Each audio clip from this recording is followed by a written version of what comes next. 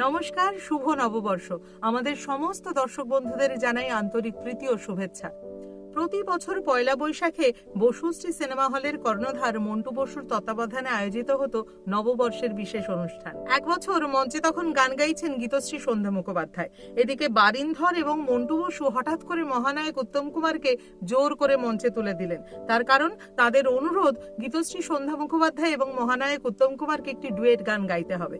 গানটি হলো এই পথ যদি না শেষ হয়। তাদের অনুরোধে স্বয়ং সন্ধ্যা মুখোপাধ্যায় গানটির সঙ্গে হারমোনিয়াম বাজালেন এবং তবলা সঙ্গত করলেন রাধাকান্ত নন্দী।